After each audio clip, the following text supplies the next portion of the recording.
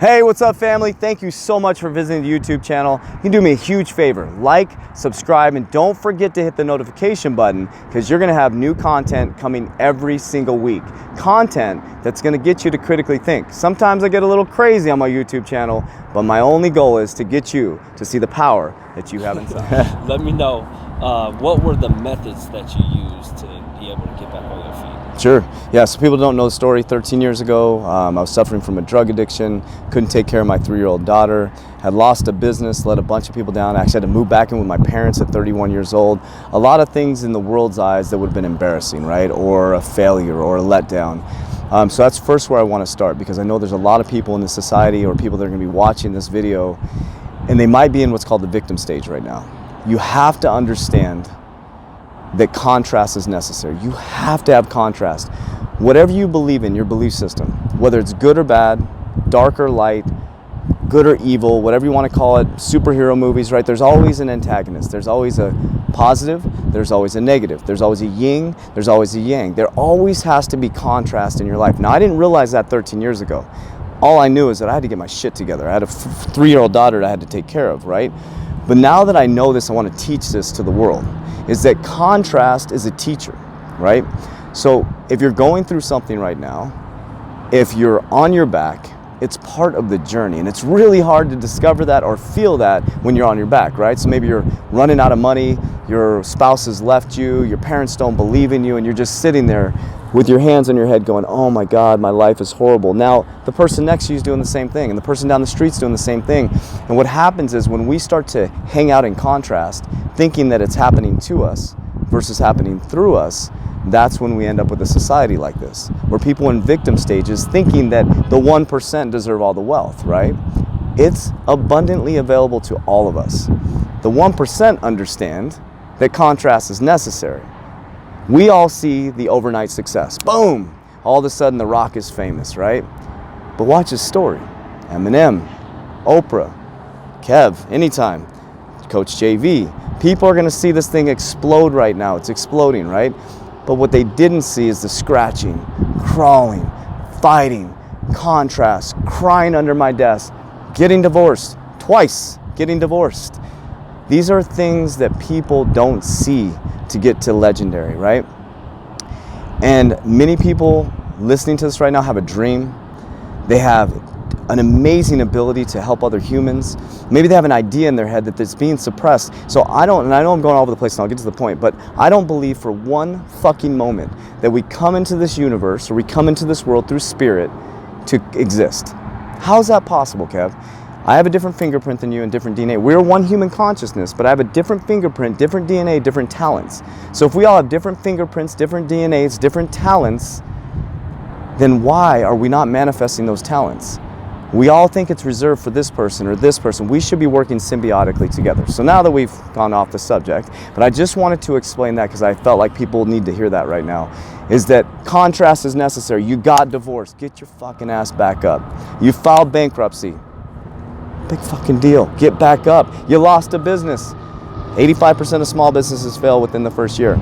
You're not abnormal, okay? So stop being a victim, okay? So let me talk specifically how I got back up and the tools that I still use today. So number one, if you don't think thoughts have power, you gotta figure this out, okay? Thoughts are extremely, extremely powerful because some of the people watching this video right now are saying this guy's a jackass. That's a thought, okay? Some of these people are saying this guy has great hair. That's a thought.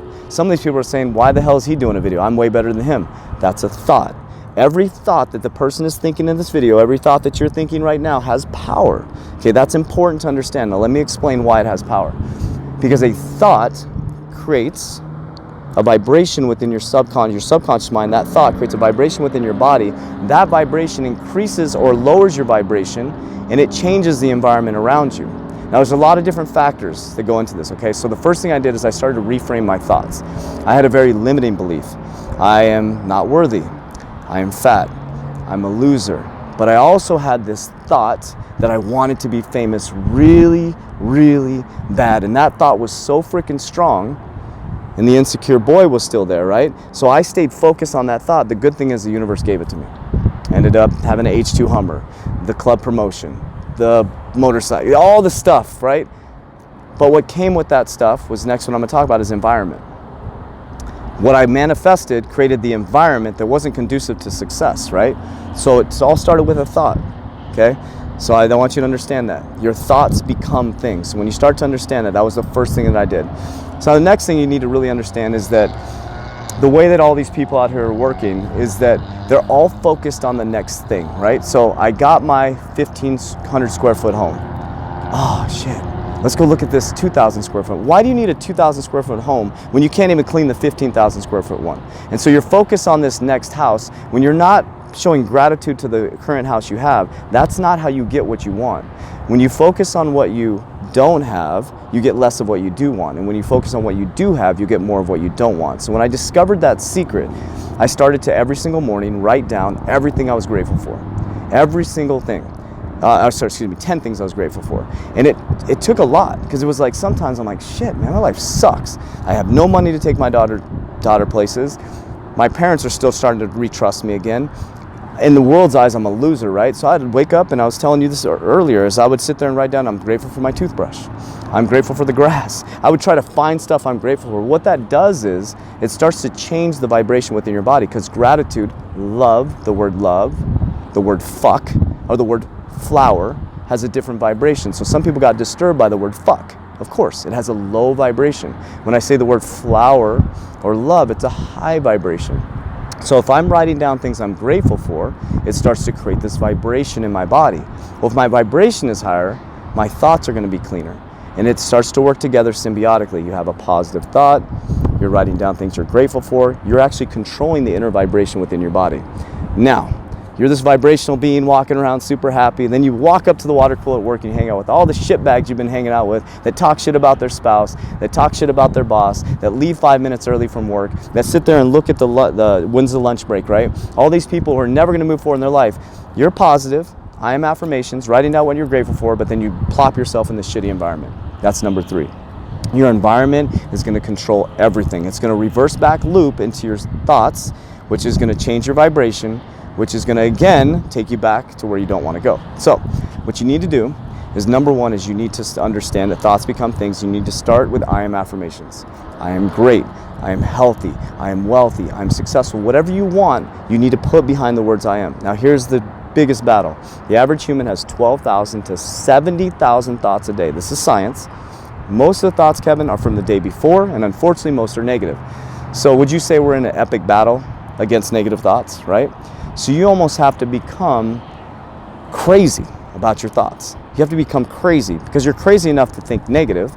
You got to get crazy enough to think positive.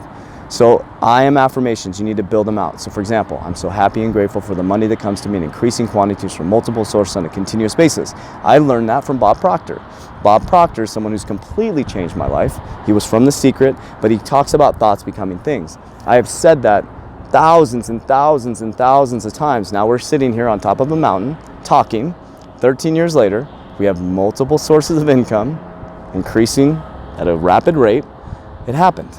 It took a while, but it happened, okay? Now the gratitude thing, I want to spend a little bit more time here.